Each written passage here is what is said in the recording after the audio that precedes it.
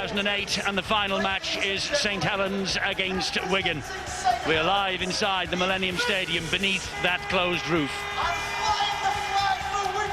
A fabulous weekend of rugby league, filled with high drama, controversy and magic moments, and more to come, I'm sure. Wellens is the fullback for St Helens. Gardner, Gidley, Tallow and Melly the three-quarter line. Price and Long, numerically 1-7 at full strength in the backs. Forwards, Kalis, Cunningham and Graham. Gilmore, Flannery and Wilkin. And on the bench, Roby, Bennett, Hargreaves and Clough. And the coach is Daniel Anderson. Now for Wigan, Mathers at full-back, then it's Colbon, Goulding, Carmont and Richards, Barrett and Lulawai. The forwards, there's been late drama here because there has been a problem for Phil Bailey. He was taken ill this morning, apparently, and so he is out at the last minute. Fielden, Hyam and Prescott now in the front row, Coley and Hansen in the second row, Sean O'Loughlin on the loose forward duty, the skipper. And on the bench, Palliasina, Tompkins, O'Carroll and Thomas Coyle gets a late call to action from coach Brian Noble. Well, they are the Saints, and of course the curtain falls on Millennium Magic 2 with this Wigan Saints battle that is bound to have a bearing on the Super League table at the end of the regular weekly rounds come the middle of September.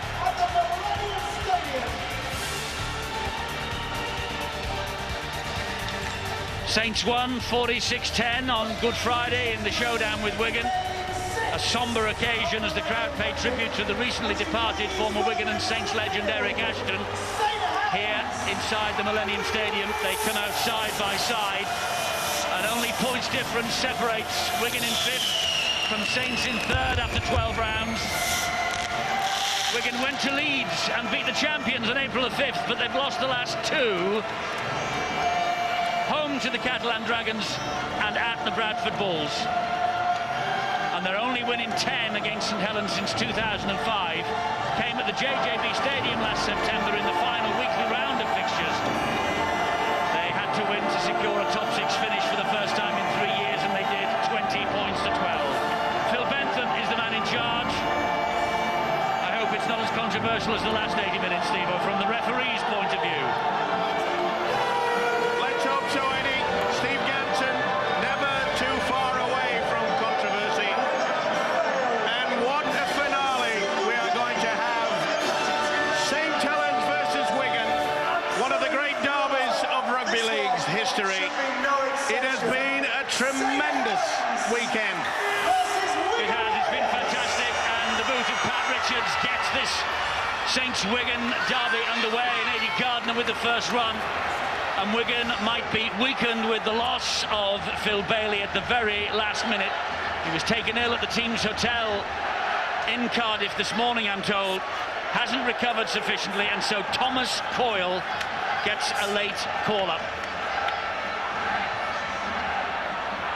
But St Helens won't be interested in that. They're in possession here with Jason Kalis. That's Kieran Cunningham. Here is Sean Long. Short ball from him. Good challenge there from Coley and from Fielden. Wilkin nowhere to go. Cunningham finds James Graham. Well, throughout the weekend, the word has been patience on this very slippy surface. Good, hard, solid work in the forwards. Get yourself into a good position, and then you can weave the magic. It's not going to be easy. Both sides are pretty impressive in that defence. This is Richie Mathers now. Played here for Leeds in the 2005 Challenge Cup final. There is his coach, or rather there is the St Helens coach, Daniel Anderson. And this is Sean O'Loughlin for Wigan. Mickey Hyam. No progress made forward there. John Wilkins sorted that. O'Loughlin dummy half. It's with Trent Barrett in his last season now with the Wigan Warriors. Will return home to Australia at the end of this campaign. Knock on by Coley. Not seen by the referee or the touch judge. Looked like a little fumble from Andy Coley. Well, it certainly spun around. Did it hit the ground? It's a good chase. Good work by the Wigan skipper. No, he got it right. He made an attempt for it, couldn't reach it on the first occasion. Well spotted by the official. Wellens in control for St Helens. It was his Millennium Magic last year. 4 tries here in the defeat of Wigan. That's James Graham and Brian Noble watching on from up in the stands here at the Millennium Stadium as Kalis drives it forward now for Saints. And Brian Noble realises that if they've got any chance against his St Helens side, they've got to match them in the forwards. They've got to be bruising. They've got to hurt the opposition. Cunningham gets the ball wide. Flannery dabs it down the line. It stays in the field of play. Picked up by Mathers bravely under pressure from Gidley. Gardner finishes him off. Well, that was amazing. I'm surprised that Matt Gidley just went in with a shoulder charge rather than try to keep the man, the fullback, in possession of the football, have a chance to take him over the whitewash. Just went in with a shoulder charge. Saints led 22 points to 6 rather here at half-time last year. They won 34-18 in the end. We have a penalty here for Wigan, offside at the play of the ball. Well, it's gone the same way as it did yesterday. The first 2 games, the officials on that occasion seemed to allow well, a lot go in the offside department. We had some good games. Well, the referee in the last match has certainly let a lot go in the offside department, and I bet Peter Sharp is seething. Yep. As we watch this, the final match of Millennium Magic 2008. Oh, and that's a mistake. Knock on. Mistake by Stuart Fielden. Fielden perhaps thought he was going to be the dummy runner. It wasn't the best play, wasn't the best pass either. He just overrun it. Lack of understanding there from Mickey Hyam and the big Fielden. Eddie, I think it's vital that Wigan start this game well. In previous contests, most recently against St Helens, they've been blown away by half-time, and basically the game's been over at the 40-minute mark. They have to play well, particularly in this opening quarter, and it's the ruck speed from St Helens. Saints are at the best when they play the ball quickly. Cunningham and his teammates are then able to exploit that speed around the ruck with devastating effect. But Wigan there, you see now, with good control in the tackle, that has to be their #1 goal tonight. And it might well be an optical illusion from up here, but this pitch, this Millennium Magic pitch, looks so wide and so long. There are spaces all over the place for the runners to exploit. And St Helens trying to exploit that space right now. Oh, and Wigan concede the penalty. I think Saints will put this into the corner. They want to try to get all over the top of the grounded player. pretty good build-up as though running onto the football at pace. So here's a great chance for St Helens from that penalty with James Graham driving it in. He will stand and play the ball to Cunningham. There's the quick play the ball. There's the ball in field to Wilkin. He is smothered by the tackle. Leon Price is lurking. And here is Leon Price, and it almost opens up for Price, but he has to get it back to Gilmore. They change the direction of the attack. Here is Kalis. Stuttering little run, finds Flannery. Flannery on to Gidley. Gidley trying to outmuscle George Garvin, and almost getting to the line. Flannery, the dummy half, loops the pass into Cunningham's hands. Here is Long. Long showed it to Wilkin, bulleted it instead to Gilmore. Gilmore's got Wellens on his left-hand side. He had Long on his right. Long now at dummy half. Wellens is still there. Long is going to go through, and Long gets the first try for St Helens. Glorious change of pace, glorious change of direction from Sean Long. He's back on the ground where he won the Lanscott Trophy against Wigan in 2004, and the second highest point scorer in St Helens history has come up with the first try for the Saints. Sean Long, St Helens are ahead, 4 points to 0. You can never keep this man down, can you? When it comes to the big occasion, when the pressure is on, he very rarely lets you down. It came from the penalty given away. They were holding the man down. He just threw the dummy. Shocking defence from the first and second marker. And you can see the Wigan players, they're talking to each other and saying, whose man was it? Wasn't mine, wasn't mine, wasn't mine. And this guy was plugging the ball down. Shocking. Brian Noble will be furious. They never even looked at the man. Well, that's the angle and that's the view that Sean Long has of this conversion attempt. as I say, is the second highest point scorer in the club's history. Only, and how fitting, a Welshman, Kel Coslet, has scored more for St Helens in his career. Long makes no mistake, and Saints have a 6-0 advantage early. And full credit to them. They really have come out with all the guns blazing. They knew they had to get up to a pretty good start. An amazing crowd here, must say. The red and white on show this afternoon, not surprisingly, with the red and white, of course, for the Robins of the Hull Kingston Rovers, but the Saints, it is just all on that far side, a massive red and white.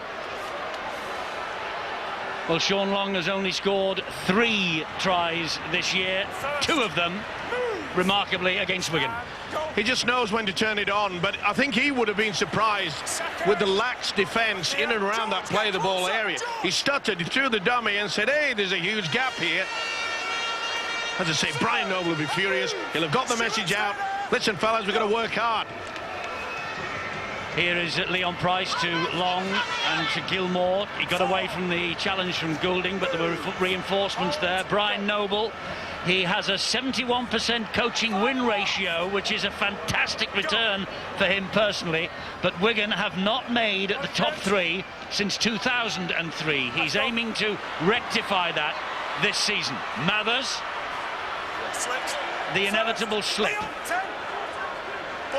Sadly, it's been one of the features of this particular stadium. Its pitch is not the best for talented players that can get the good balance and the good step. Nice offload. Wonderful offload that was from Liam Colbon.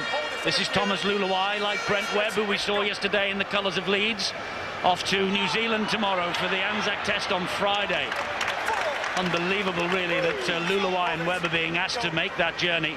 I rather fancy that NRL clubs wouldn't be sending their players 12,000 miles one way and then 12,000 miles the other if we wanted to have any sort of international mid-season. Mind you, Gareth Ellis will be in that position next year, won't he, when he's down under? And Adrian Moller did it from the Roosters not that long ago as well, Eddie. Well, he did come, but Phil, I happen to remember that there were big contract negotiations on with Warrington. I'm not being a cynic, but you know what I mean. Listen, the rules state, simple.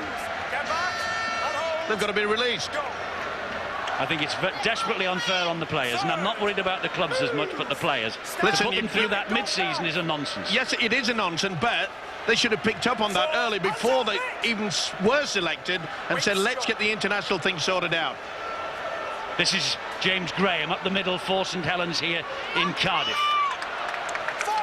10 metres. Kieran Cunningham waiting at dummy half.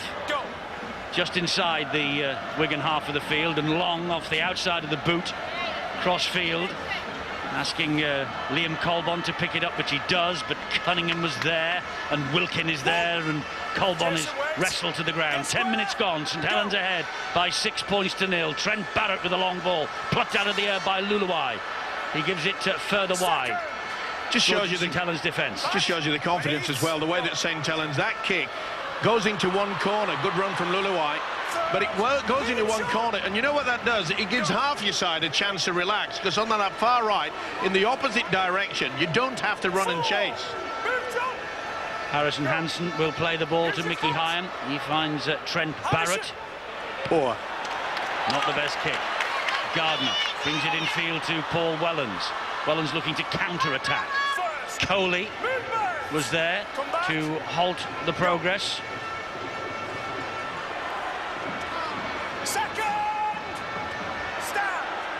Willie Talau for St Helens. Good tackling there by Paul Prescott. This is Kalis. He's a man that makes a difference. He gets over the advantage line, and his ability to play the ball quickly, you could see there, Leon Price was in at the dummy half position. Price was thinking about coming infield with the pass. Instead, he went for the long kick downfield, and that will run dead in goal. Leon Price, he's missed the last 2, and he was a cup winner himself here with the Bradford Bulls in 2003. It's O'Loughlin now to run the ball forward, the Wigan skipper. St Helens are a very quick side, very quick around the ruck. And you're right, Steve-O, to point out Kalis. Jason Kalis and James Graham do all the donkey work, all the hard work, and they get the credit off the teammates, but not necessarily off people who watch the game like me and you, but they do a great job for their team. Barrett gets the pass wide. This is Darryl Goulding. Little hop, skip and a jump before he is brought down by Francis Melly. Barrett again, infield it goes to Liam Colbon. Colbon tries to get away from Cunningham. Thought he had, but doesn't.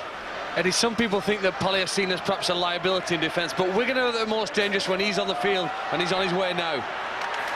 Great take by Adi Gardner under pressure from Pat Richards. Kept cool as well, did Richards. Realised that he had to make sure the man hit the deck before he could make contact. They settled down a little bit, Wigan. They were a little bit at 6s and 7s. Maybe the excitement's got to the team, but they've got them in a good position. This is where they're going to make sure they don't give away a silly penalty. Try to ensure that Saints do not get anywhere near that halfway line when it comes to the last. Back here, come on. And Gilmore wants to get up and play the ball. Coley in the considerable weight of Palliasina on top of him. Beautiful ball through the gap. And this is John Wilkin. He's on his own at the moment. Oh, he goes round Mathers. That was an awful attempt by Mathers. Oh, John Wilkin gets the try. He comes up with a beaming smile.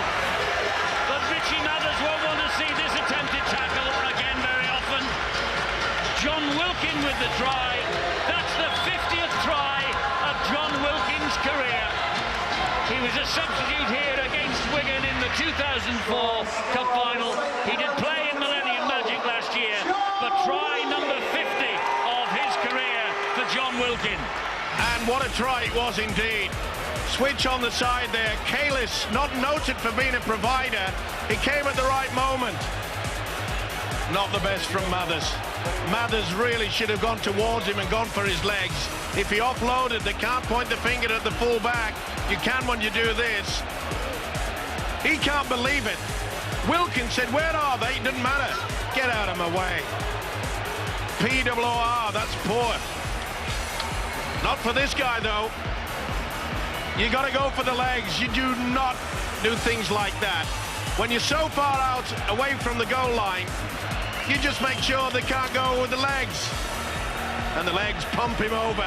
The smile on his face. Saints, they are controlling the game.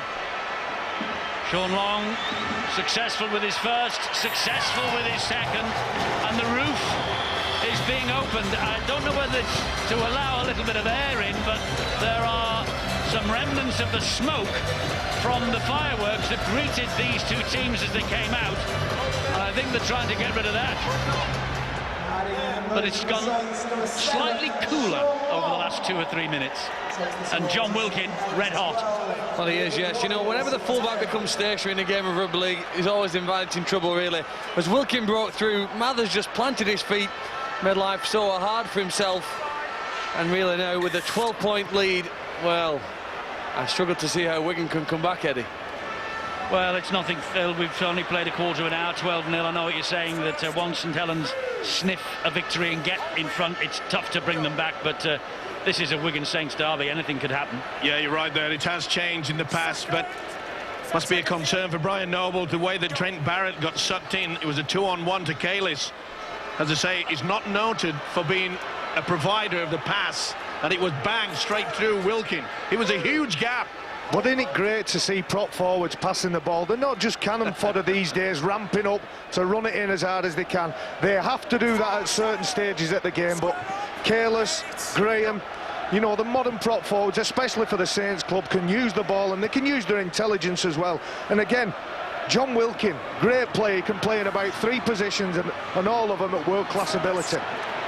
What a pity that that wasn't the case, Barry, in days gone by. I did pass now and then. I just chose to run at the big ones. I like that physical contact. Fair enough. 12-0, St Helens are ahead. And Colbon from dummy half trying to make progress for the Cherry and Whites. He did more passing in the warm-up. Who did more passing in the warm-up? I saw it years and years. I heard you had Bostic hands, me. He's Wigan's hope of getting back into this game. If Palliasina can start to charge and they find some support on the back of him, other than that, they don't have many line breakers. Deep kick from Barrett. It's not a bad one either. How's the chase? Yeah, they're there in numbers. Wellens, though, is trying to get around Barrett. He can't do so. I wonder what it's like down at pitch side. Terry O'Connor's our man down there. Let's get a steer from him. What do you think, Terry, of the game so far? I'm lucky enough to be involved in some of these derby games, Eddie, and the way that St Helens playing, everyone knows that they base the game on speed. They're just targeting the big forwards, the Wigan forwards, around the middle of the ruck, and then Sean Long and Kieran Cunningham really exploiting it. But as well, they've got to be aware when James Roby gets on, they've got to really tighten up that ruck defence. And talking of defence, Brian Noble realises that if this is going to be a team that can match the past glories, then they have to be a little bit more constructive, but they've got to talk to each other. How many times this season have we seen Wigan give away silly penalties when it looks like they've got the opposition camped down in their own quarter? Well, Brian Noble, just got a quick glimpse of him then. He has agreed to extend his contract with Wigan. News coming hot on the heels, of course, of Mick Potter being named the St Helens coach to succeed Daniel Anderson in 2009. So in terms of off-field appointments, the future, the immediate future anyway, of these two clubs appears to be settled and sorted out. Here is Cunningham, short ball to Kalis. Forward, got away with it. Last tackle here for St Helens. Cunningham and Gilmore. Went for the power play. Oh, he's got it away. Balls come out in soccer style. Sean Long flicks the pass to Leon Price. There is Gidley over the top. This is a dangerous ball. No, it just bounces away from Richards, fortunately for Wigan, and it bounces away from Gardner. That looked forward to me. Kalis just half a metre in front. Pretty difficult for the official to pick it up there. Phil Bentham was a few metres back. But again, we just saw there a little bit of panic in the Wigan defence. Teasing kick over the top by Saints. They're in the ascendancy at the moment. This is Harrison Hansen. Steve-O, the temperature inside the Millennium Stadium has noticeably dropped with that, well, it's about a 3-foot, 4-foot gap in the roof up above at the moment. Well, it looks it from down here, but it's probably about 15 feet. Oh, great break. Oh, he went. That'll be... Did he go backwards? Yes, it did. Oh, play on, says Phil Bentham. Oh, Francis Melly has got the pitch at his mercy. And Francis Melly. Wigan stopped and they waited for the knock-on. He'll go to this. He'll go back to the video referee. He has to. I think it went backwards. I really do. I think the knock back, because the St Helens man was facing his own line here. Well, we'll soon see. It's the flick. That's backwards. Well, it finished up going in front. It's where the momentum is. They took the gamble here. Lachlan just took to it. Oh, now then. Well, I think that's a knock-on. I think this will be no try. And he's offside. Did he touch it, Melly? So that'll be a penalty to Wigan, I feel. I don't think this will be given. But doesn't it hit his arm near the white line, Steve? Oh, look, hits his arm on the white line. Melly gets it about 4 metres from there. Well, we talk about the momentum room. Does it come into play? The momentum rule in reverse. Yeah, but that's what it is. Well, this is a little conundrum for Richard Silverwood, who's the video referee. I'm going to go for no try, and there'll be a penalty to Wigan because they will have deemed that Melly is offside. Well, if the ball's not backwards, it can't be offside, can it? That's the first thing. I know what you're saying, Michael. You're saying it's a knock forwards.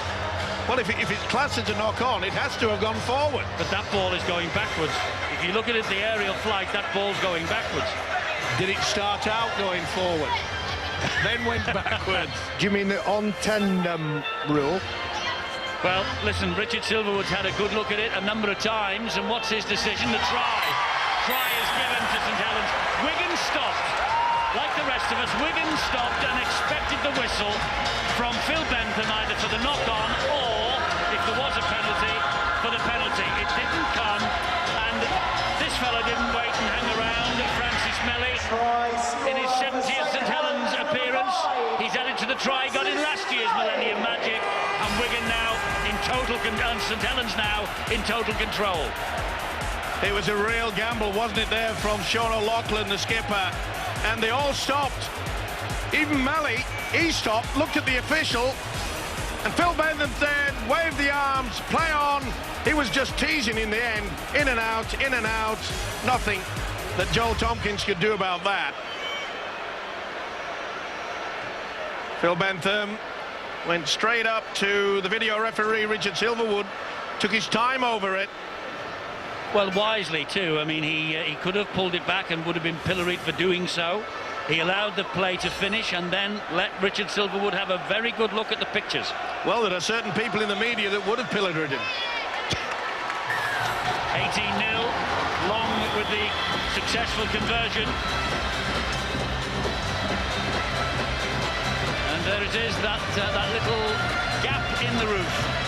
It's a good job my wife's not here, Eddie. She'd shut that window as soon as you've opened it. She follows me around our house doing it all the time.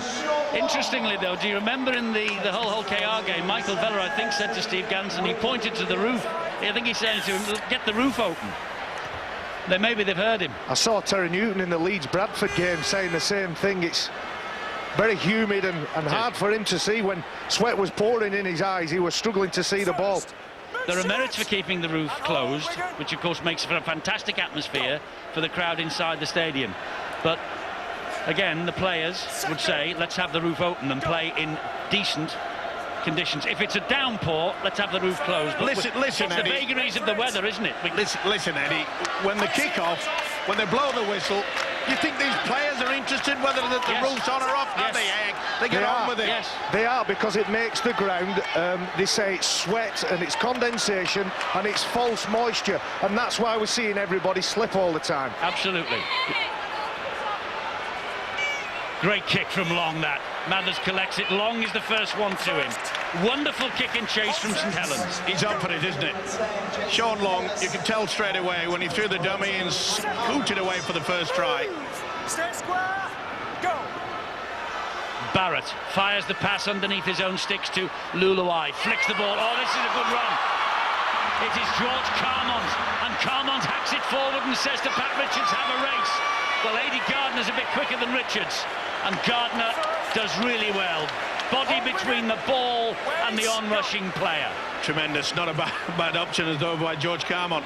Knew that he hadn't got the legs, so he elected to put boot to ball, but the man there, Aidy Gardner, got back, and any youngsters who are watching this game, he did it to perfection, just by the book. Bryn Hargreaves on, just played the ball there to Cunningham. He gave it to... Dangerous. Legs came up in the air, and fortunately for Gilmore, Mickey Hyam just let go at the vital moment. Hargreaves again. Gilmore had a little look at the touch judge there and said, hey, wasn't my legs over the horizontal? Last tackle here for St Helens. Long is inside the 40. Had to go round his own water carrier then. Get the kick in, and Colbon picks up for the Wigan Warriors. Boy, what a hit. Boot and all, by the way, Wednesday, and I'll tell you one of the topics that will be under discussion, the roof, whether it affects the pitch or not. We'll try and get some expert advice and opinion on that, not just ours, and we'll talk to some of the players, obviously, who have played on this Millennium Stadium pitch. We'll talk to the people who really matter, those people who know more about this than obviously we do, and where our opinion is split anyway. Great run from Paliasina. Last tackle though for Wigan here. It's desperate. It's desperate now that the Warriors camp down there. Well played by Gardner and well played by Richards. Time the tackle to perfection. Good tackle again by Richards on Gidley, who plays the ball to Sean Long. Here is Paul Wellens. Since the George Carmont kick and chase, Wigan have had the best few minutes in this match. In fact, it's one of the few occasions where they've been at this end of the field, but the difficulty is containing Saints. It is when you're slipping and sliding all over the field, as the Wigan defenders were then, and well, Leon Price got away with that. Here is Flannery now for Saints, tackled by his opposite number, Harrison Hansen. That's one advantage about Great Saints. run. They're not frightened to keep it alive, are they? And when you've got a cushion of 18 points, you can afford to do that. That was a great relieving run from James Roby, along with the kick downfield. And he was positioned perfectly for that. Richie Mathers, he'll run it back. Only as far as Long. Lost 3 in a row in March and April, did St Helens. They've won the last 3. And the ideal response to the defeat at Castleford, rather, on the 6th of April. 24 points to 30. Wigan on halfway. If the forwards can set the platform, the likes of Trent Barrett and Thomas Luluai can. Oh, that's a bad error. Trent Barrett. Not having the best game. Former Australian star.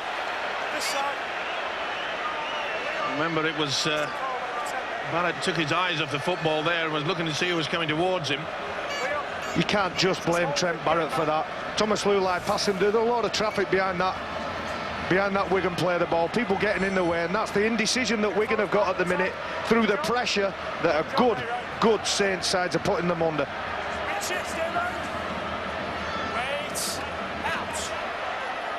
It's Wellens for St Helens. He's round the first challenge. Tried to go in between Barrett and Darryl Goulding. Good tackle from Barrett. This is Talau. And Wilkin to Roby from the standing start, tackled, and importantly by Thomas Coyle. Graham, marauding run. Leon Price, halted by the tackle from Harrison Hansen and Stuart Fielden. Roby waits at dummy half. This is long. That was played at. That's going to be 6 to go. 6 to go for St Helens with James Roby. Well, again, Wigan hesitated. They were expecting the whistle to blow. 2 feet, 2 feet, go. Gidley to Leon Price. Fires the pass to Graham. He's halted 9 metres out, makes a couple metres further forward, right underneath those Wigan sticks. Watch for the switch back inside. Go. Roby waits. Gives it to Wellens. Coyle with an important tackle. Hands out. Go. Price again. Price, back it comes to Wilkin. Wilkin dances in front of the defenders. Gets the ball away to Wellens. Back it goes to Long. Long then gives it to Hargreaves. Hargreaves wide and a hit and spin from Gidley into the corner. And Gardner, was he onside? Referee has a word with the touch judge, who nods. And Gardner comes up with a St Helens try in the corner. And Wigan have got no answer to this. Wigan have got absolutely no answer to this breathtaking St Helens attack. Aidy Gardner, well, he missed Millennium Magic last year. He was injured. 6 tries from him in the last 4 games, including 2 against Warrington last week. That's the round dozen for the season now for Aidy Gardner, and St Helens have got this game absolutely and completely under control. They certainly have, and full credit to them, because they've just kept this ball alive time and time again. You can see that the Wigan defence, some are going up, others are hanging back. What are we going to do? And they are totally confused. Some have come out of their line, and you can see there that Richards has done exactly that. Gardner said, I stay on the whitewash. That's my job. If there's an opportunity, and Gidley was fully aware of that. Nothing short of superb. Saints, they are superb at the moment. Well, St Helens have had twice as much possession inside Wigan's half, and in fact they've used that possession so dangerously, isn't there? There's so many attacking threats when you play against St Helens, be it in the middle of the field, even on the fringes, or ultimately on the wings, and we've just seen that here now with Gardner. Well, Sean Long will try and add the extras from way out on the far touchline, and he's just pushed it the wrong side of the posts. That one is waved away, but it's 22-0 to Saints. When you come out of position there, you've got to take the gamble, and soon as the ball was offloaded and Gidley spun around, there was no one at home. Bang, into the corner. I stay on the whitewash. I score the tries. He's red hot at the moment, Aidy Gardner. That's where we are, the Millennium Stadium in Cardiff, on the banks of the River Taff, as you can see. The Arms Park in front of the stadium here, the big Millennium Stadium, which is home now to this spring bank holiday jamboree of rugby league, and what a fantastic weekend it has been. We have had some sensational action, we've had some great matches, we've had some thrilling tries. 206 points yesterday, 35 tries yesterday. Cattle and Harlequins, the highlights to follow this game at 8:30. And I promise you there is more high drama in that match as well. I'm not going to give away the final score for those of you who want to watch it as live, but it's It's a great little postscript to this Millennium Magic weekend, believe me. Oh, brilliant that from Wilkin. Here's Graham. They're running it well, getting over the advantage line. Wigan are really struggling to get any sort of line sorted out. Leon Price. They're not talking to each other. The Warriors have got to make sure that if somebody's going to go up, you go up together as a unit, not one by one. They're running it on the last. It's Gilmore. It's Talau. It's Willie Talau. He's got the ball down. Willie Talau has got the ball down, I think. And the referee will allow Richard Silverwood, the video referee, just to have a look. It appeared to me he rolled over before the line, which he did. Momentum's got him underneath him, and there is the try. Momentum has got him over. That short side, as I say, this Wigan defence, they are all at sea. Lee Gilmore went down that short blind side. Fed the ball, there's confirmation of the TRY, and St. Helens are running riot. This is the Saints of old. This is the same sort of rugby league football we saw when they clinched all the trophies. They're back in business as one of the best, and boy didn't we need it. Leeds looked as though they were going to be just slipping away from the rest. A great performance yesterday. They put the sword to Bradford, but Saints, they've taken up the gauntlet. Poor defence again, allowed Gilmore through, and the upper body strength of Willie Talau puts them over for try number 5. Wonderful, wonderful stuff. It's simple, basic. You run into the gap. Watch the strength here. Mathers is no match for the big fella. Well, it's reminiscent of the Good Friday encounter between these two sides, and at the moment, Eddie, it looks like men v boys. Well, the Wigan players behind the sticks, and they were looking up at the two big screens here at the Millennium Stadium and just watching how that came about. And Long has kicked one off the touchline. 28 points to nil. St Helens irresistible in this mood, and Brian Noble has got some work to do at half-time, but how can he get anything at all from the wreckage of this? Look at this. Tompkins is just in no man's land. Gilmore said, I can't believe it. Look at the space they've allowed me. Here, Willie, you finish it off. And he does. He still has a bit to do, though. He's concerned with staying in the pitch. He gets his body angled nice and low and doesn't look to score the try first off. He uses his momentum and rolls over and gets it down.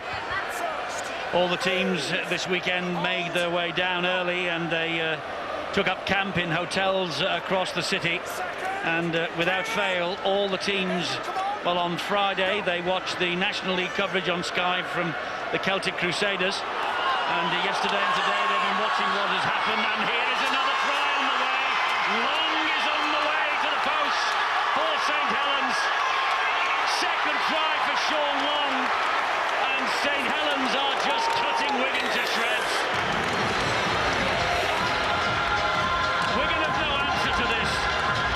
And I doubt if any other team in the league, and I include the Rhinos in that, I doubt if they would have any answer to St Helens in this move.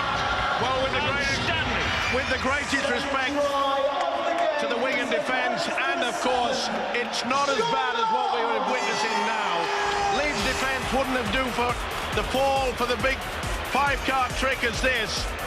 Shocking. But the support play, you want to count them? Sean, 1, 2, 3, 4. Do you want me? No, you don't need me. Leon Price, back on the inside. Support play. Turn back the clock, Sean. You're a youngster again, and he's playing like it too. Are they happy? I reckon they are. They've every right to be. Well, don't look at the Wigan supporters, because they're not happy. They are glum-faced.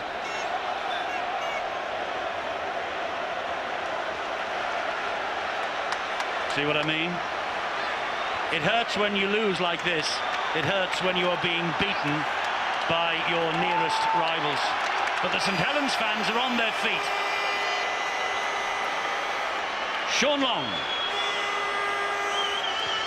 to make it points to nil. They're going at more than a point a minute. Incredible. It is very soft out there, very slippery. You can see one of the Wigan players, he's on his backside as Leon Price says, I'm getting out of here. Bang, back on the inside. But look at the support play. They all knew that those little old legs of Sean Long were going to get him over. The determination. I think he plays better, Eddie, when he goes back to a natural hairstyle. Well, what about... that's out on the full. It is going from bad to worse for Wigan. Steve-O was a little cynical about my comment about the Leeds Rhinos, Barry McDermott, and you had a pained expression on your face. I did, but obviously I'm working for Sky today and I'm impartial, but I think we've got some fantastic athletes on show today in the St Helens shirts, and you do feel sorry for the Wigan team because they've got no answer to the Saints and their speed. Yesterday was yesterday. We saw three fantastic games yesterday, and we've seen three fantastic games here today, and Cardiff and Millennium Magic is a fantastic occasion. Here to that. Here to that, and it was growing all the time. Oh, Melly is out wide here. He just slips under the pressure from Colbon. 4 minutes to go. And Talau. And gives it to Wilkin. Roby attacking the line. James Roby. And Wigan holding him out. Wigan are desperate for the half-time siren. They are desperate to get off this field. And Long, it's a drop goal attempt. That is taking the mick. That is taking the mickey. He's playing with them. Hello, people. My name is Sean Long. A lot of people say I was finished, I was done, I was past it. I ain't. And I'm going to show the rest of the world that I ain't either.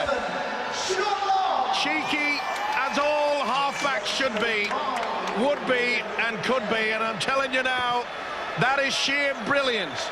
A one-pointer just for you. And I'm smiling about it. You know, Wigan, we would have thought, might go for the short kick-off here, Eddie, because the one thing they can't do is prevent St Helens from scoring at present. Whilst ever they have possession, they look so dangerous. OK, the last kick went out of play, but on a short kick-off, they've got a 50-50 chance of getting the ball back. 19 points in the first 37 minutes for Sean Long. 35 points in 37 minutes for St Helens. I'm interested in your theory, Steve-O, that you think Sean Long's ability has something to do with his hair. It's got nothing to do with long hair. Girls have long hair. So my dad told me. That was a long time ago, Barry. I'm with it, me, Eddie. I'm down with the kids, me, but... Kick over the top by St Helens, looking for territory down there. The ball eventually gets its way to the sideline. Wilkin with the boot. Well, I think some of these fans are they're booing at the fact that Saints have gone safety first. Why didn't you pass the ball appalling. out? Appalling. In It's a other words, sin. Why it's a have they sin for the kicked? Saints. Deary, deary me. Tut, tut, tut. They want a lot, don't they, the Saints fans? Boy, haven't they had a feast so far? 35-0. I cannot believe this. Well, it's... I'm stunned. Wasn't there a cup tie not too long ago in the Challenge Cup that St Helens won by 75 points to nil, 2005, if memory serves, against Wigan? I think that a lot of people thought that Wigan had hit rock bottom that day. What Saints seem to do whenever they play Wigan is treat it as though it's a cup final and get up for that, don't they? And I made that point early on. It was vital. Wigan had to approach this as a must-win match. I think he's got the penalty. First decision that's gone Wigan's way. Got a little bit of luck there. Well, they're desperate to get some points on the board, even to just give him a little bit of a lift before they go in for lemons in the half-time break. Lemons? You mean oranges? Well, there's nothing sweet that's going on in the Wigan dressing room. It's very sour indeed. lemons. Mathers gives the ball to Luluai, short ball to Carmont. He's lost that. Oh, he's lost it. He's lost the ball. Well, the judge says no, he didn't lose it, but he did. They've said that there was a St Helens hand in there. He's wiped the tackle count down. Harrison Hansen. Oh, the pass from Goulding was behind Colbom, to be fair to the young winger, and he had to put the brakes on. Well, they seem to lose it either way. Doesn't matter. It came to nothing. The half-time siren has come to the rescue of the Wigan Warriors. And Trent Barrett in his last season, well, there is Sean Long, who has come up with 19 points personally. 19 of the 35 that St Helens have scored belong to Sean Long. They have the game absolutely and completely under their thumb. What can you say in the last 40 minutes by a sensational performance from St Helens? A choice of live action for you on Bank Holiday Monday. Cricket as Surrey take on Kent at noon. That's on Sky Sports 1 and HD1. There's Premier League football, just clubs' names here. And the Welsh public will probably know them better than most. I think Daniel Anderson, though, is wanting a little bit more from his team. But, I mean, what more can they give him than 35 points in the first half without reply? Let's have a look at the story of the half, and it's a story that Wigan supporters probably will not want to remember too much, but Long, well, he just ghosted through the defence, didn't he? That was the first one. I mean, Mike Nicholas is watching this with us here on Sky Sports today, and Mike, this is just breathtaking attack from St Helens. Is it that, or is it woeful defence from Wigan? Well, you know, it's almost deja vu for me, because I witnessed a game like this in the mid-90s involving Warrington and Saints, and I refer to it as the perfect game. Warrington lost 18-0, and it's almost a replay of that. Well, almost a point a minute. Absolutely.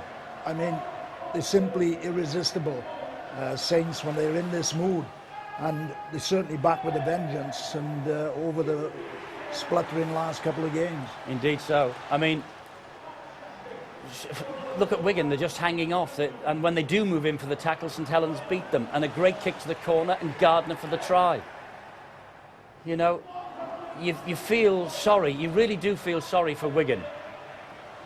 Because in this mood, as I said in commentary, I don't know whether anybody could live with them. And Talau spinning over for one, getting over the top of Mathers.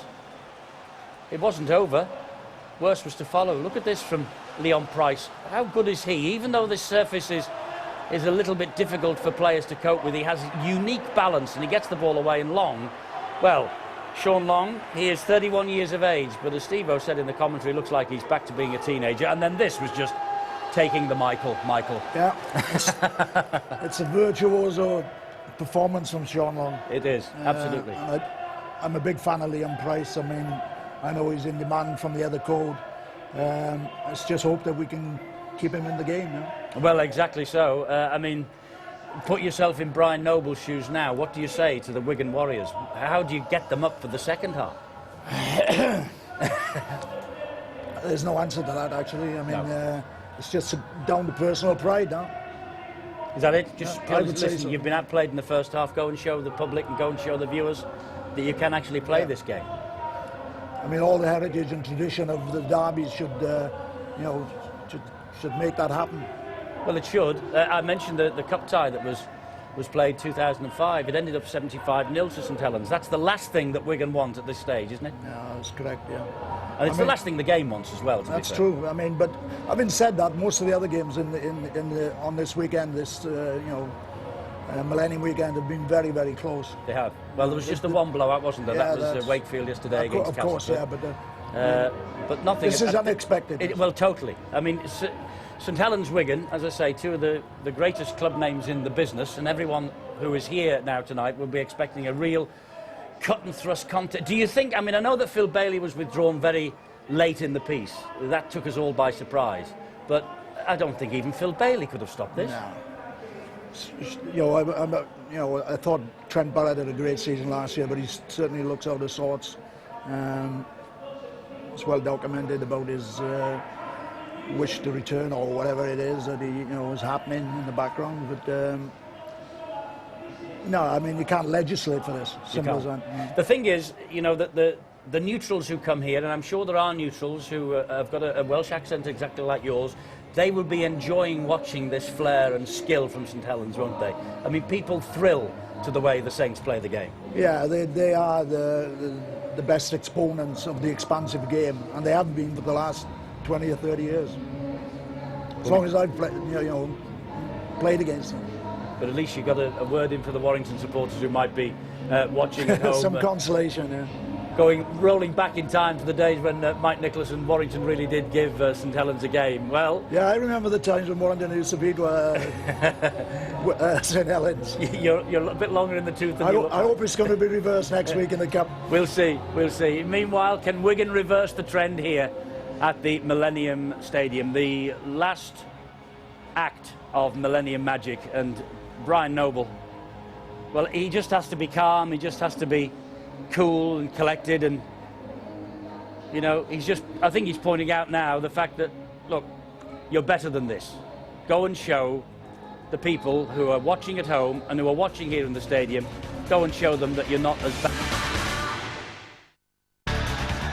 Well, there's Cardiff Castle, the city of Cardiff, which has played host to Millennium Magic and played host absolutely superbly as well, let me tell you. All the rugby league folk who have been down here this weekend have enjoyed their time beside the River Taff. Well, if Mick Potter is watching, what an embarrassment of riches he has at his disposal next year, and he has to plot the downfall of his new employers in a fortnight's time. That the party continues here in the stadium. It's a bigger party for the Saints fans just at the moment. But look, the supporters of every club sit side by side. They enjoy their time in the stadium. They enjoy the fun and frivolity of this spring bank holiday jamboree. And I think Steve-O is well and truly established in the calendar now. We've just got to grow it bigger and bigger every year. Yeah, they can't stop it. It's as simple as that. The fans want it. It was a tremendous idea. It was a gamble. No one knew whether they would all turn up. I believe there are more people turned up this year. Let's hope there will be more and more next season, because it really is, as you said, it's a jamboree. So I must say, if you're a Wigan fan, there won't be much celebrating unless we've seen it already this weekend. Warrington had a wonderful turnaround. Can it happen again? Well, 35 points they've got to turn around, Wigan. Well, they came back from 30 points to 6 last year at Bradford. Yes, they did. Yes, they did. Well, we'll see. They're in possession here with Thomas Coyle. Phil, what do you think? They need to score first. That's as simple as that. The score. confidence is low. You could see that in the dressing room with the shots you gave at half-time. With an early score, confidence quickly comes back, and they're not as bad a team as what we saw in that first 40-minute period. I was going to ask you, though, what do you think Brian Noble was saying to his players? Well, a lot of the things that he's probably said at many other games in which they've played well this year. Here's Mathers with a chance. Well, I'll tell you, he will be crestfallen. He will be heartbroken at the 35-0. I think he would have inspired them to take on their opposition. There's a fear sometimes of an inferiority complex when you play against St Helens. You can't afford to have one of those. Thomas Coyle is the dummy half. This is Luluai, and he bounces off the long challenge, and he will score! Well, they have to score first in this second half, and they have done. Courtesy of New Zealand-bound Thomas Luluai. Well, that's brought the St Helens supporters to their feet at last. If only they'll be saying, if only they started the first half like they've started this one. It's Luluai with the try. Big word, if, isn't it? Maybe there was a little bit of a smirk in our voices when we said it has happened before, Phil Clark. You were absolutely spot on. They can come back. It was a mistake. You don't normally see that from Paul Wellens, but the opportunity was there, and from the good position, you got to hand it to Luluai. He's not the strongest person on the park, but he had to be then. On his first 40-minute performance, you couldn't see why Thomas Luluai had been selected to play for New Zealand in a test match against Australia. But in that little passage of play, you can see exactly why. He's strong and powerful near to the player's line, just receiving some strapping now on his elbow. And that's when he's at his best, bouncing out of players and going for the line. Pat Richards to try and add the extras, but he's pulled it the wrong side of the post. You don't often see that with Pat Richards. 112 points, Super League's top point scorer after 12 rounds, but he didn't add to his personal tally there. Well, he was a hero in the first half, Sean Long, but he should have got it, man. He was there near to him. He spins around, and the good upper body strength gets him over. That in with a sniff, in with a chance. There's a lot of fingers being crossed if you're in cherry and white. I think Brian Noble might have said to the Wigan players, listen, play with some pride. And if they, to use the word pride, they might be well to follow it as an acronym. Put right in decisive efforts. And certainly Thomas Luluai was very decisive in his run. And we saw Brian Noble pointing at players, challenging them. Come on, play for yourselves, play for the club and play for your teammates. Well, we've just been handed the overall crowd figure for this Millennium Magic weekend, and it has shown an increase on last year. Around about 10% up it is, which is great news. 63,144 have been here over the past 2 days. We've got 32,500 in the ground today, which means there were about 31,000 in here yesterday. So well done to the Rugby Football League, well done to all the supporters. And let's hope there are plenty of Welsh people in that number as well. And I think there will be. I think it was brought out by the fact on Friday there was a good attendance for the game there, Celtic Crusaders. And I must say, I think I've met all those thousands over this weekend. It has been fantastic to walk around the streets here, and the people have made us so welcome. And I think that's another major reason that we want to come down, because we feel comfortable. Indeed so. Great ball from Graham to Mike Bennett. Important tackle that from Eamon O'Carroll. Here is Long. Long finds Price, and Price a cut-out ball to Gidley. And Gidley has taken on Richards on his inside. Long's footing forward. Here's the hat-trick for Sean Long. It was a brief comeback from Wigan, and the candle's been snuffed out. It's a hat-trick for Long. But if there was a Lance Todd Trophy for a performance here at Millennium Magic, Sean Long would be the clear winner. Hat-trick from him. It'll be headlines about Sean Long tomorrow. Well, he made the error. He really should have shut down Thomas Luluai and allowed him the try. And Gidley, a cool performance by the centre as well. Price feeds it away. Peels inside. The one thing that Saints have done tonight is their support play has been outstanding. Sean Long, a hat-trick. It's his fourth hat-trick for St Helens, and unbelievably his first for 5 years. Sean Long, Cardiff and the Millennium Stadium belongs to him at the moment.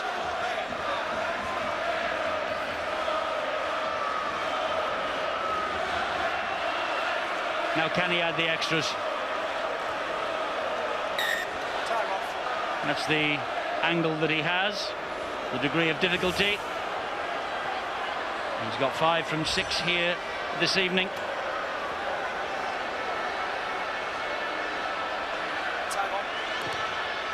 And that kick takes St Helens beyond the 40-point mark. It's 41-4. It was Thomas Luluai that got the better of this man, Sean Long, to score the try. But it's in reverse now. You can see that Luluai has completely gone out of his position. It leaves the break for Gidley. Cool, calm and collected. He's a freak at times, this fella.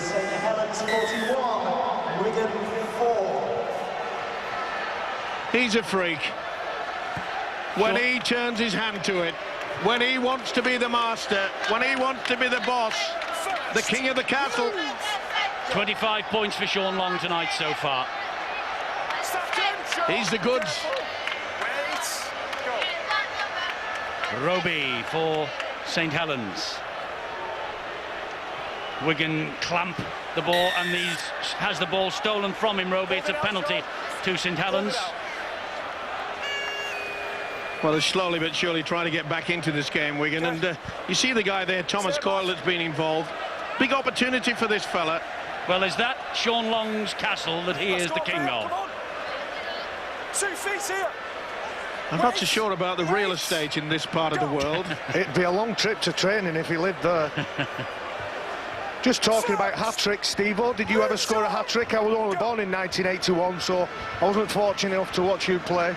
Barry, I never comment on things like that. Wonderful skill again here from St Helens. Wonderful. Good Wigan defence as well. scrambling to keep them away. Yeah, they're trying hard. Knees in the back, I think, from Coley. It was it accidental, or was it just a late challenge here from Coley? Yeah, when you come in, you've got to take care, yeah? Okay, knees. No, I think there's nothing in that. Gidley certainly felt it. Yeah. Lifting of the knees, confirmation by the official Phil Bentham, who must be saying to himself, should I say, is that how easy is this? No controversy here. Let's make sure he's okay. No. Not in the final match of 2008. And that's a good thing, really. I mean, as Gidley just is checked out by the physio. All the headlines last year were about refereeing decisions. The headlines tomorrow might be about this performance from St Helens. Let's hope so. Well, we hope so, because it has been absolutely superb. The skill quality. I still have to point the finger, perhaps, that Wigan's defence in the first 40 was dismal. Price again trying to dance his way through. I bet Paul Cullen is watching this tonight, and the Warriors and Wolves with bated breath. They're next for St Helens. Roby trying to prize the opening. This time Coley and O'Carroll get the tackle. Price again, short ball. Oh, Bennett stopped dead by a big hit from Andy Coley. Roby. That's Bryn Hargreaves. Last tackle here for St Helens. And they have put it down off the arms of Paul Clough, who scored the hat-trick last week. Of course, the game of his life. But look at that. Yeah. Some of the defence. Great That's tackle, good. says Daniel Anderson. Interesting, you know, Daniel Anderson, Coach of the Year 2006-2007. But what lies ahead for him? Because the jobs appear to have run out in Australia. Here is Fielden with a knock-on. Well, I can assure you that Daniel Anderson will not be going back to Australia to become a garbologist. That's a dustman to you and I. That's right. He has far more quality than that. That I can assure you. Never for one moment. Oh, Richie Mathers is showing his frustration there. Never for one moment thought he would be going home as a garbologist. Leave it out, Stu. I'm just wondering what he's going to do in the rugby league world. Mind you, they do get paid well. You would know. Here is Wellens. Oh, he jinks away. Tallow. Second try for Tallow.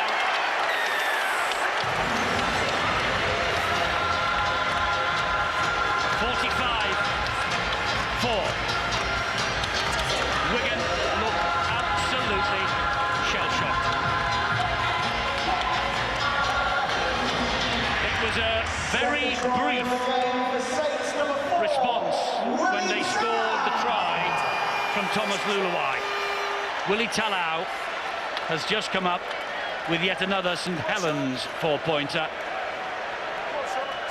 The big question now for Daniel Anderson.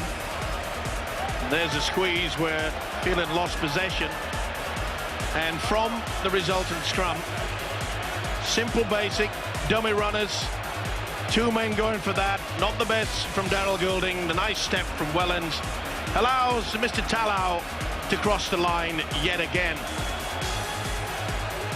Quality. You can't beat basic rugby league. Make the break, support, draw the man, score the try. Well, Tallow with the try. I'm just saying, Eddie, that Daniel Anderson, it's a big thing now.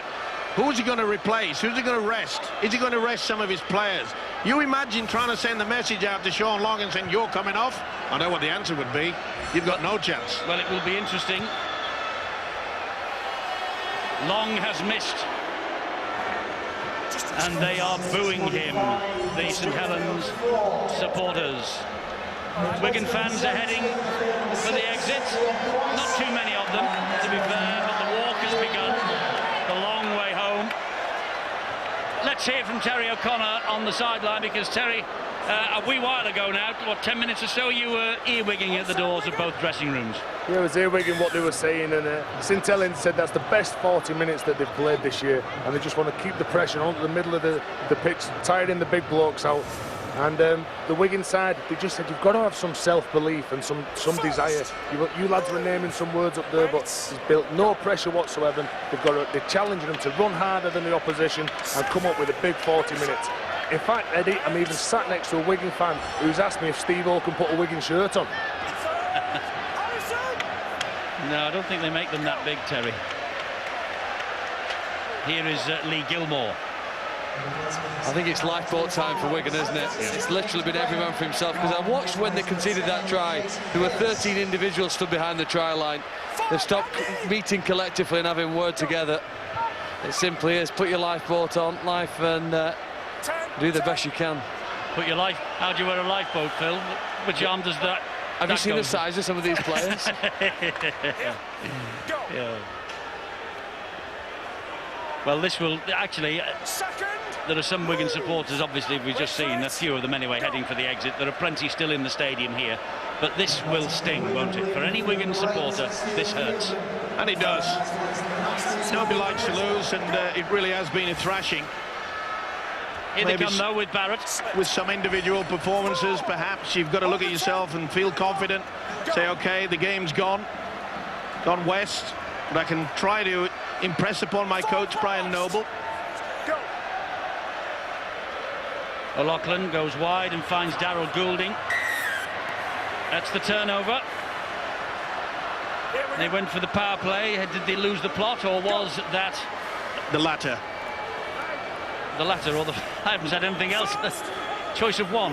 Well, you were going to say something, weren't you? Well, the latter means the next one I was going to say. Well, whatever you were going to say, then it was that one. OK. Lost the plot. I thought I was going to say a planned move. I said, did they lose the plot, or was it a planned? Listen, it's getting silly now. Phil? You know, there's no secret formula to what St Helens have done to build their success. Bryn Hargreaves, one of the players out there, was actually at Wigan a couple of years ago, released by the Cherry and Whites. We thought that he wasn't good enough for their squad. And yet, with hard work and some coaching into him, he doesn't look out of place alongside Cunningham, Roby and Long. And then Hargreaves back in the defensive line. Let's not forget that Kieran Cunningham was off the field for quite some time in regards when St Helens were going mad. And if you look at the stats, actually Wigan have slowed down Saints points per minute. They have in the second half, yes. First move. 5 title wins in 12 seasons for St Helens, 4 via the grand final route, more than any other club. Yet, you know, this is an unbelievable stat, this. Of 42 meetings with Wigan in the Super League era, the Cherry and Whites have won 22 and St Helens have won 18. There have been 2 draws. Just unbelievable. On the bounce, it finds its way. Maybe a touch forward from O'Loughlin out wide to Colbon. 5 Last tackle here for Wigan. Barrett. High angled kick. Gardner is underneath it. No pressure on Gardner. Tips the ball inside to Wellens. Wellens, oh, brilliantly picked up by Roby. And Wigan trying to hound him to the floor, and the man of steel eventually goes down. Go, Mickey! Good play there by Mickey Hyam. He hasn't given up the ghost, I can assure you. He'll play for the full 100% and all the full time. Here's Clough. 2 movements. Now Mickey Hyam, he was also a slight doubt, but was past fit to play before the team left for Cardiff. You talk about doubt, Eddie. I have this wonderful job of selecting the man of the match. I don't need to say you have to be Einstein to work out who it is. Might have just played the ball. Kalis, ball bounces. It was touched by a Wigan hand. Back to 1, says referee Phil Bentham. Another 6 tackles here for St Helens, in possession with Kalis. They won't put the cue on the rack, Saints, that's for sure. They know that they're enjoying this. They're grinning all the way. Here is Long. Back it goes to Wellens. He's seen a gap. What a pass from Long to Wellens. Cunningham attacking the line. Here's Long. Oh, that's made its way out here. That's made its way out here to Gardner. And Gardner's going round under the sticks for his second He'll have a look at this, surely. No, he won't. He's given it without reference upstairs. But he's given the try. Here, but there could be a penalty as well, in addition, against Thomas Luluai. He's getting a ticking off from Phil Bentham. There's something after the ball was planted down, was it? I think he tried to trip him. It's desperation times for Wigan now. It's hurting them. It's Kieran Cunningham who gets out from dummy half, and Sean Long shows it blind, throws it to anybody, and Gardner pretends to score the try, and it's there. Thomas Luluai tries to trip him up. It looked as though it was certainly touched by Goulding, I think it was, so that was play on. That was silly play by Luluai. It could be an 8-point try, couldn't it? You can actually concede a try, the goal kick taken. Look at that. That was a beautiful ball from Long. I'll give it. It's a combination of so many of the Saints players running around Sean Long. If he's in top form, he's world class. And he'll be hunting the hat-trick. Well, Long's got a hat-trick. Gardner's got 2. Tallow's got 2. And Sean Long with this goal from bang in front. And it's an important kick for Sean Long in terms of the derby matches with Wigan, because the previous points record in a derby with Wigan is Sean Long's own 26. That has just been shattered now. That came in a playoff win at the JJB Stadium in 2000. Sean Long now has got 27 points in this game, and I fancy he will have to have a charity in mind later on, or somewhere to give the £100 that we and our title sponsors Engage donate to the man of the match. It has been a special day for the Saints. Am I being a little presumptuous with man of the match? No. I've never accused you of being that. Some injury news from St Helens. It might not be a bright and brilliant day all round. Terry, what's the news? No, Sean Long's just come off. Just they're happy with the way that the game's going, but Leon Price has got some ice on his hamstring. Just a precaution, really. They don't want to injure him. It just felt it going tight, so they brought him off. Okay, so well, he's played his full part, hasn't he? 59 minutes or thereabouts, 27 points, and a man of the match award wrapped up within the hour. You can't give it him now. 59 minutes on the clock. Well, someone get him a pen and a piece of paper, because he wants to write his acceptance speech. Well, if Wigan mount this comeback you were talking about at the start of the second half, Steve-O, you might have to change your mind. There's more chance of my hair growing, Eddie, than that occurring. And to be fair, Wigan have dug deep in the second half. They tried to stem this tide that just keeps flowing towards them. The ability to make the break. Okay, some of the defence from Wigan at times has been very, very poor, but once they make the break, the support play from Saints tonight has been fabulous. It's Wigan's turn to ask a few questions, though, here with Luluai, with Coley, and wide it goes to Pat Richards.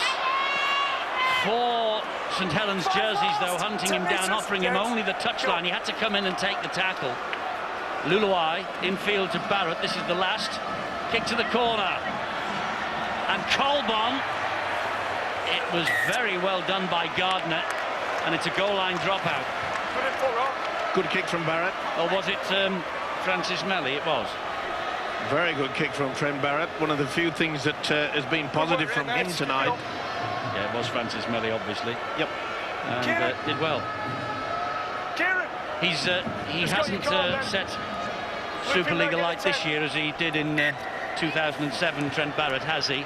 He has been out for 4 matches, though. Only returned to the side against Bradford Bulls last week, and home for personal reasons come the end of the season. Wait, go. Which leaves a big question mark as to who Wigan will go for. They certainly need someone out there that can produce a bit of magic. Could it be Darren Lockyer? Second. Well, I'm told definitely not. Go. Here's Barrett, the man, a beautiful ball. What a try from Harrison Hansen. That shows what they're capable of, doesn't it? And just a little look at the screen from Brian Noble. No celebrations, there wouldn't be, would there? At 51 points to 8. Harrison Hansen hit the ball at speed. It was a magical pass that from Trent Barrett. That reminds us of just how good he is and just what Wigan can do given the chance. Beautiful delayed pass. Hansen came on the angle, which pulls away the defender, who is just off balance slightly. Therefore, you're not going to stop him. He's done very little as Trent Barrett, but what he has done there is superb. Out of the way, ref. You can't accuse the referee of not being in a good position for the try scorer. He nearly went over the top of him. Richards missed earlier. Makes no mistake this time. Some consolation for the Wigan supporters. Harrison Hansen with the try. He was a sub in this fixture last year. He helped Samoa to the World Cup finals in Australia last year, so he will be pulling on the jersey of the Samoans in the finals tournament at the end of the current campaign, despite the fact that he made his international debut for New Zealand a little earlier in his career.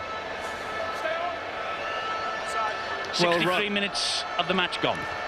Rather with tongue-in-cheek, I would imagine that the cheeky halfback Sean Long will be in the on the sideline saying, "See what happens when you take me off."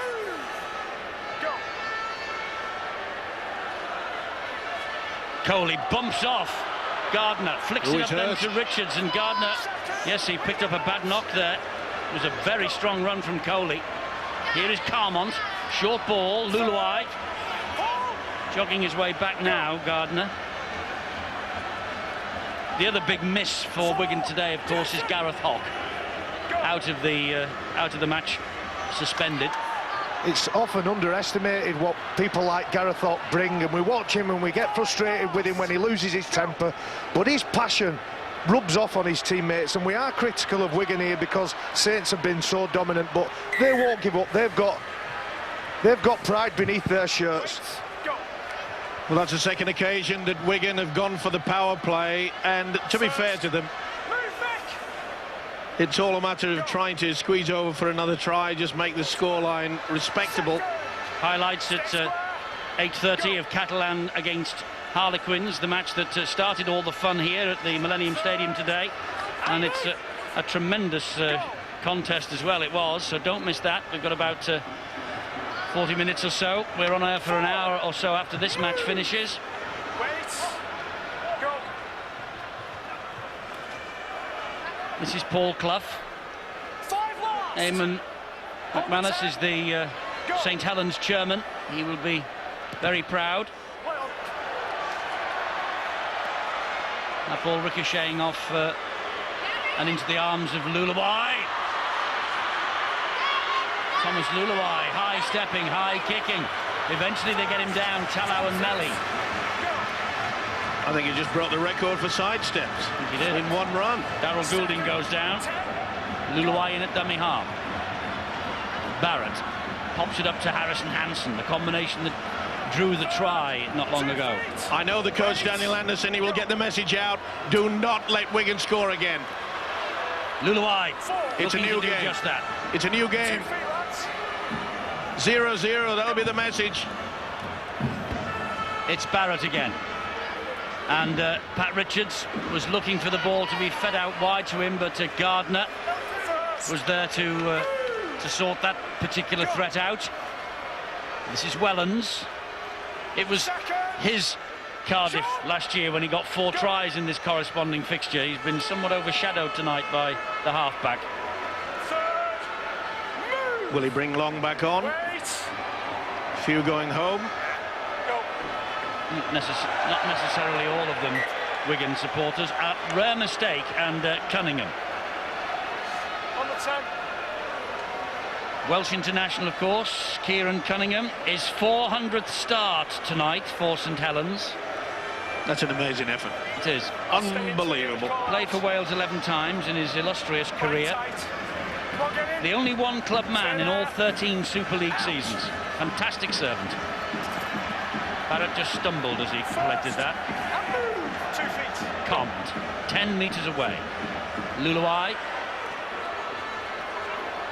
This now is Paul Prescott.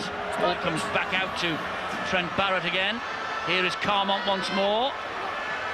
St Helens defend the line. Coley. Barrett. Bullets the pass to Mathers. Out wide it goes to Darryl Goulding. 2 feet, lads. Hold. 13 minutes remaining as Mathers gives it to O'Loughlin. Here is Luluai. Short ball to Paliacina. Great pass. Hyam. Fabulous Wigan try. Mickey Hyam with the try. But a fabulously crafted Wigan score for all of that. Even though the game is long since gone. Mickey Hyam on the end of a great move. 4 years at St Helens, of course, Mickey Hyam. He won't be enjoying tonight much, but he will enjoy this try, and so will his coach. That was quality. The pass from Paliacina, outstanding. And the Cherry and Whites have not thrown the towel in. They know the game is completely out of their reach, but they are fighting all the step of the way. Bit of a grin on the face of the hooker. He's worked hard. They were just blitzed in that first half. Nothing that they could do about it. The superiority of the Saints in the first 40 was outstanding. They had the power and the passion. Does he add the 2? Yes, he does. 51-16. I suppose it's better than 35-0. The margin's the same. I think that St Helens probably lost their concentration in that half-time break. But again, you've seen that Wigan can score tries when they get to that part of the field. The next time they play St Helens, they have to begin in the opening quarter at that right part of the field and, of course, tighten up the defence. Saints seem to have 3 goals at the start of every year: to win the Grand Final, to win the Challenge Cup Final, and to beat Wigan whenever they play against them. It's still a very important thing to the chairman, the fans, the players and the coach, and they approach these sort of games as if it's life or death. Only Leeds had scored more tries than St Helens this year, before this weekend, but Saints have conceded 47 tries. You know, that's the 4th worst in the competition, and there might be some more on the way here tonight. Mathers. Again, great work from Paliacina. Paliacina again. Well, it's difficult enough for the men with low senses of gravity to change direction. Here is O'Loughlin. You have to credit Wigan, you know. They have given their coach something to think about this second half. Maybe St Helens have taken the foot off the gas, I don't know. But should we credit Wigan for this? Of course you should. Quite a lot of teams, they would have just sort of let their shoulders droop, their heads drop. Games like this are where you earn your reputation. It's all right when you're winning games 40-50-0, but when you're behind on the scoreboard and your teammates are counting on you, this is where you really show what you're worth and what you're worth to the team. Well, the lack of organisation in the defensive quality of Wigan in that first half. Brian Noble obviously very pleased to get them together, because that was what the big fault was. But we mention it every time and again, Barry, that once the St Helens, any of the players make the break, there's not 1, there's not 2, sometimes there's 5 and 6 in support. You can't stop that. No, and St Helens are really good at momentum, and once they start to score, they seem to score and score and score. And as the Wigan side, they couldn't cope with that. But again, show your character, show your teammates what you're all about, and just dig in. It's 80 minutes, not 40. Well, here comes St Helens with the response. That's Wilkin, this is Wellens. Oh, what a pass off the deck to Gilmore. It just seems that they can just up the ante and they can score at will. Gilmore with the try. Latest for St Helens. How many's that now? 10 tries for the Saints. It has been not just a jamboree rugby league experience, but the amount of tries that we've seen. The first two games yesterday, 70 points in either one. The third game, 66 points. It's just gone berserk. Great offload, wasn't it? Calm, cool, collected. Did well to get back for Wellens, but as I mentioned a brief moment ago to my colleague Barry, they make the break, they've got the numbers. It looks as though Saints have got 26 players on the field. They're certainly enjoying scoring and scoring at will against a depleted and defeated Wigan side. Gidley adds the extras, and that's his first goal for St Helens. 57 points to 16. And as I said during half-time, two of the great club names the Welsh will know better than most, I suppose. Great affinity with the country of Wales. Jim Sullivan, Kel Coslet.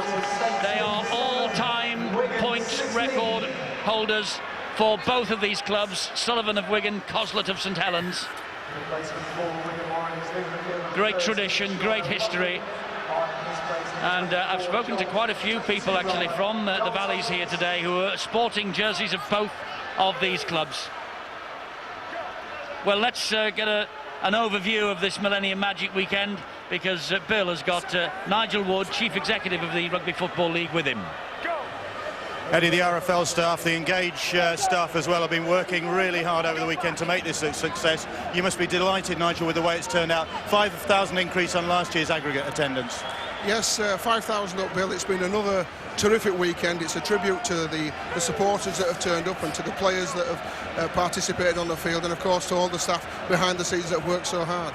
Now, of course, inevitably, one or two talking points, or two talking points. One is having the roof shut all weekend and the conditions that creates, possibly affecting the surface as well.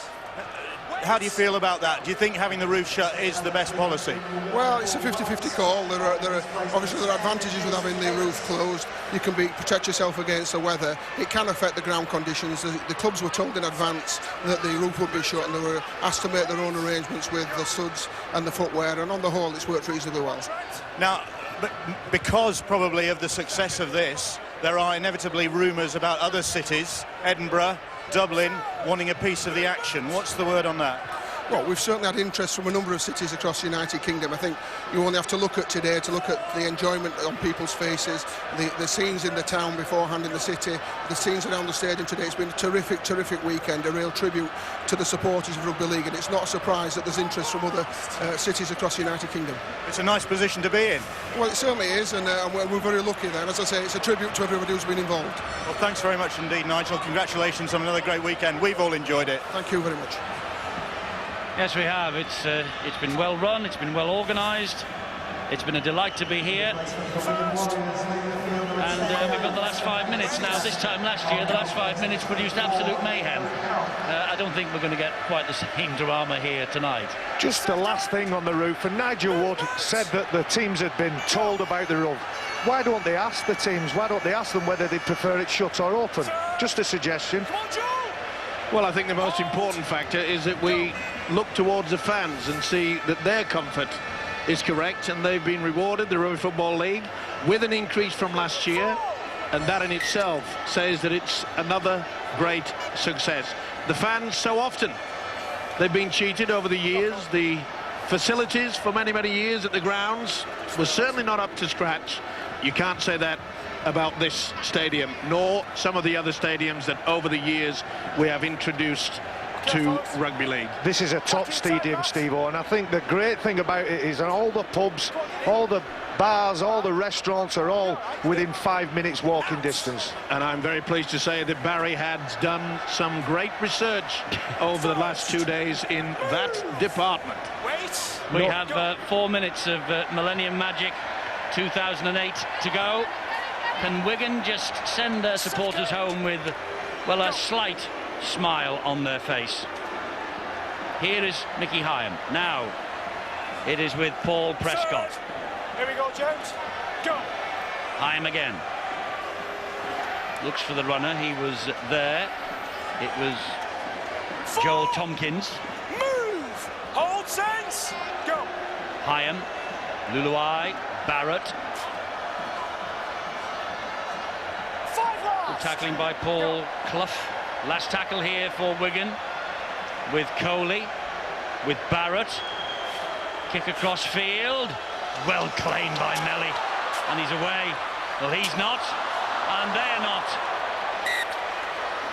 Almost. Daniel Anderson, well, he's completely and utterly relaxed. Well, his side have built up a reputation of scoring from anywhere. Here's an opportunity for them in transition, straight into possession, looking to score straight away. The ball to Tallow.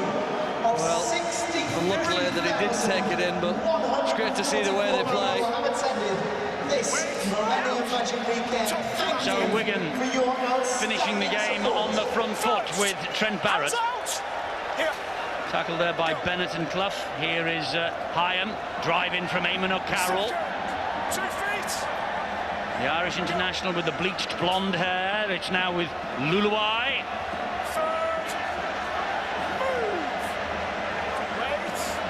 Hyam, back it comes, Coley, Andy Coley. And St Helens say, no, you're not going to get over this time. That's the 4th tackle.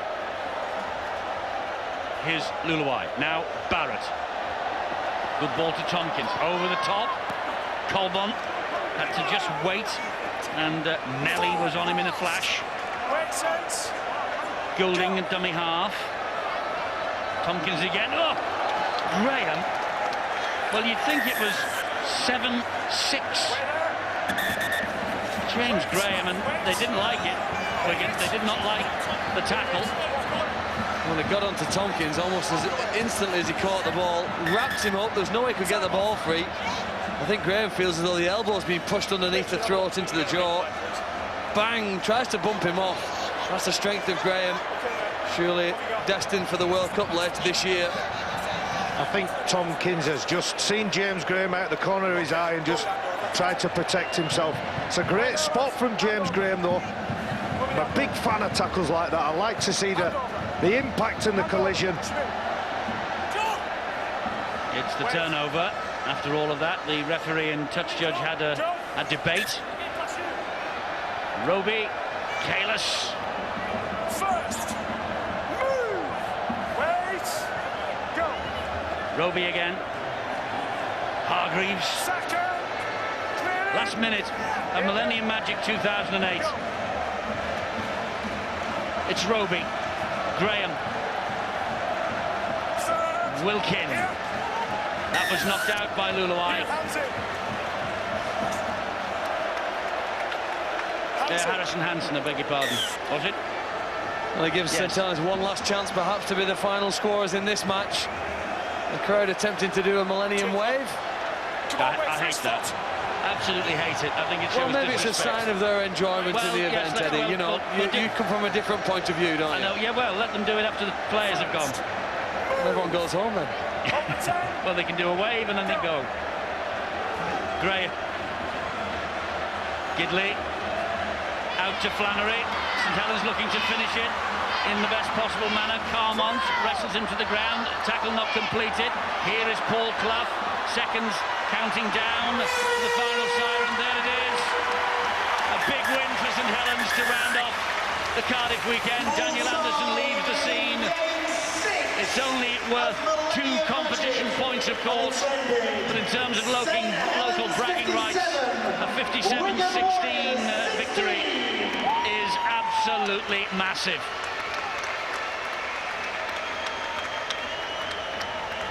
What a weekend of Super League rugby. A sensational display in the first half from St Helens. Wigan, more of a contest in the second. Well, the Saints may look like they're a quicker side than their opponents, but I think it boils down to the fact that their skill levels are far higher. If you had a man-for-man race between the two teams, I don't think there'd be much difference. But over the course of 80 minutes, St Helens demonstrated a higher degree of skill. Their passing was more accurate. The players running into the holes to take advantage of that. Ladies and gentlemen, thank you. Very lasting memories of this weekend, that first half here. I think the rugby league that we've seen has been fantastic. My lasting memories, apart from the rugby league, we take that as a given. It's always a fantastic occasion. It's always a treat to watch rugby league, but Cardiff itself has been fantastic. Walking from our hotel down to the ground, it must have took me and Tez an hour and a half, 2 hours, because people wanting to chat with us, photographs, autographs. It's just been a fantastic weekend. It has indeed. It's been a great weekend for the St Helens club and their supporters, because they have put the cleaners through their local rivals. Let's go down, and the man of the match was decided an hour ago. There he is, Sean Long, and he's talking to Bill. Congratulations, Sean, on the hat-trick, on the man of the match performance. I don't think it's been won in a game that quickly before. It didn't take long, did it? No, I think the boys started really well today. We knew that was going to be up for a bit of a challenge early doors with Wigan, and the boys came out firing, led the platform, and we got off to a flyer. I think it was over by half-time. It's a big occasion. There's always the danger that people get wrapped up in it, but everybody seemed very level-headed. Yeah, we talked about like the occasion, not get carried away with us and just play our normal game, and we practiced really well all week. The boys just took it onto the field today. I thought it was superb. I think in the commentary box they were saying you were rolling the clock back. This was 18-year-old Sean Long. Do you feel like that? Not really, no. I don't like running 50 yards anymore. I sooner just score a 10-yarder, but no, it felt good for me out there. And, Kez is back, main hooker, and I just was off playing with him. And I thought the forwards led the platform today, and Leon and kids and well played superb. It's a great way to signify your intent for the rest of the season, isn't it? I mean, Leeds have come here and done a job on Bradford. They're clear at the top of the table, but you've shown that there's still life in the Saints challenge. Yeah, well, we just want to start playing our own game, keep chipping away. I think we watched Leeds' game last night. They were superb, and I don't think anyone's going to catch them yet. But that's what Super League's all about. You play the playoffs, and no matter where you finish, you've still got a chance, and that's what our aim is to do. Thanks, Sean. A big night in Cardiff tonight? Not really, no. Going straight back home on the coach and drinking plenty of water. Big game coming up next week. Thanks, Sean. We'll bring Paul Wellens in. Paul, we've been talking about, what a great weekend this is for the fans. It's great for us as broadcasters. Is it just another game for the players, or is it an occasion for you, Paul? It is an occasion, but I think for the performance itself, you have to treat it as another fixture. And we're pretty fortunate to St Helens that we've played in a lot of big games over the last few years. So when it comes to play on a stage like this, we're used to it and we know how to handle it, and I think that showed today. Now, I mean, we were talking as the game was progressing about the conditions you've been playing under. The last on after a long weekend, the roof is shut. It's hot in here as well. What's it been like? I mean, like you say, it is hot, and I think, with the roof being on, there's a lot of dew on the ground, so it makes it quite slippery, but we've had a fantastic week in training, doing a lot of skill work, and I think the work that we've put in during the week has really paid off tonight. Your favourites going into this game, but did you honestly think you were going to put 50 points on them? You never think that against Wigan. We know they're a quality side, and they've got a lot of very good players, and probably, definitely didn't play nowhere near like they can do tonight. But we're very happy with our own performance, and it's important that at this stage of the season that we kick on and keep consistent with our performances.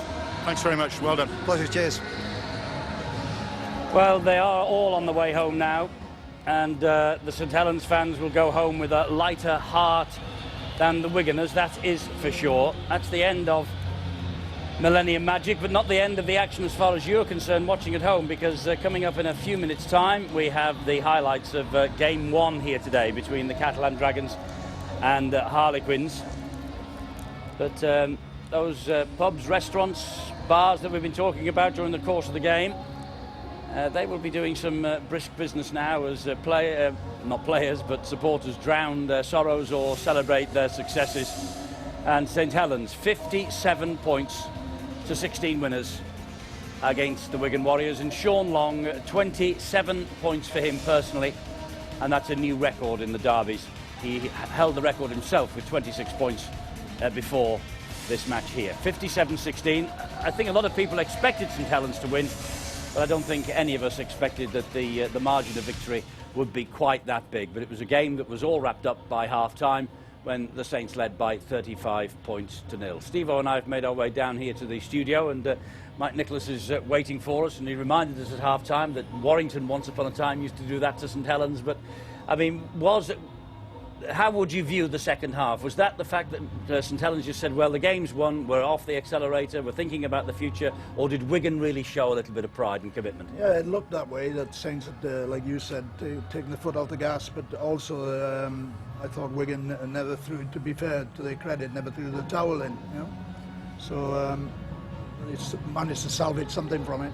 Yeah, they got a bit of pride out of it, didn't they, Steve-O?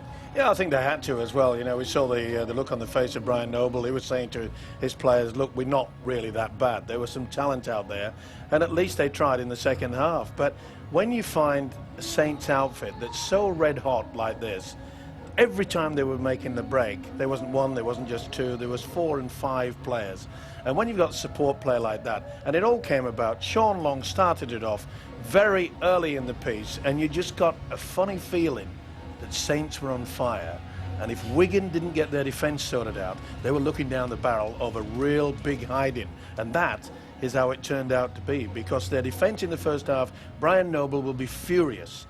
All the hard work that they do off the pitch and the training field to make sure that they want to get their defence right, they were all over the shop. Some were moving up, some were hanging back. You've got to play as a unit. They failed to do that, and they paid the price. It's a massive day for Sean Long. He won the Man of the Match award within an hour of coming on the field, Mike Nicholas, yeah. And I mean, deserved. Well Steve-O could have given it to nobody else, could he? No, well deserved. And what a way to bring a curtain down on this weekend, you know, the fast-flowing style of St Helens brand of rugby.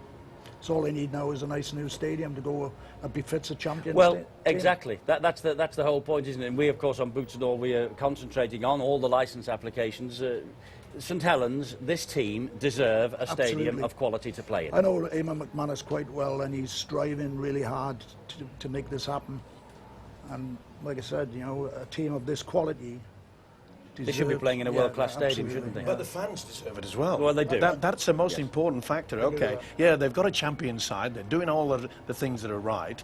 The local council has to really step forward and say, we've got to do it, because these fans, for years and years and years, they have not been given the facilities that they fully deserve. And when they come all the way down here to Cardiff, and they experience all that's been going on this weekend, they say, it's fantastic. You can get things to eat, you can go to the toilet, there's no problems. They're not going to get a ground like this. No, I realise that, but at least they're going to get something which is a damn sight better than what they've got. On, Mike, you're anxious to... Now, the other thing that happens from a Warrington point of view, it transforms the town. Yes. I'm sure this would happen at Saints, and I'm sure it's going to happen at Lee with the Sporting Village and at Salford.